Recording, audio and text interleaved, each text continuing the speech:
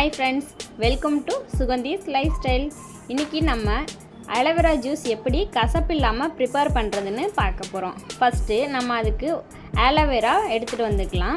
நான் எங்கள் வீட்டு மாடியிலேயே இருந்த ஆலோவேரா எடுத்துகிட்டு வந்திருக்கேன். இந்த ஆலோவேராவை நல்லா வாஷ் பண்ணிக்கோங்க. இது வந்து எல்லோ கலர் லிக்விட் மாதிரி வருது பாருங்கள். இது வந்து நம்ம கையில் பட்டுச்சுன்னா கை அரிக்கும்.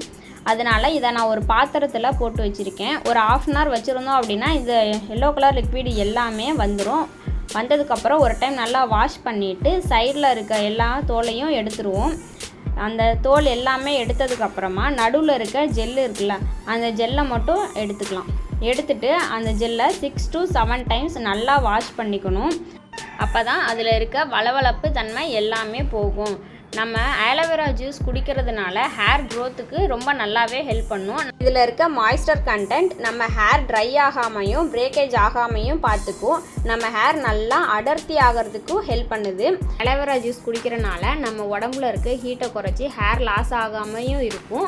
ஹேர் நல்லா க்ரோத்துக்கும் ஹெல்ப் பண்ணும். இதை இப்போ நம்ம நல்லா வாஷ் பண்ணிட்டு வந்துட்டோம். வாஷ் பண்ணதுக்கப்புறம் பாருங்கள், வளவளப்பு தன்மையெல்லாம் இல்லாமல் எவ்வளோ சாஃப்டாக இருக்குதுன்னு பாருங்கள். இதை நம்ம நல்லா குட்டி குட்டி பீஸாக கட் பண்ணிக்கலாம். நல்லா கட் பண்ணதுக்கப்புறமா ஒரு மிக்ஸி ஜார் எடுத்து அதில் கொஞ்சமாக தயிர் ஊற்றிக்கலாம். தயிர் ஊற்றினதுக்கப்புறமா நான் ஒரு 1/4 டீஸ்பூன் அளவுக்கு ஜீரகம் போட்டுக்கிறேன். ஜீரகம் போட்டதுக்கப்புறம் நம்ம கட் பண்ணி வச்சுருக்க ஆலோவேரா பீசஸை இதுக்குள்ளே போட்டுக்கலாம்.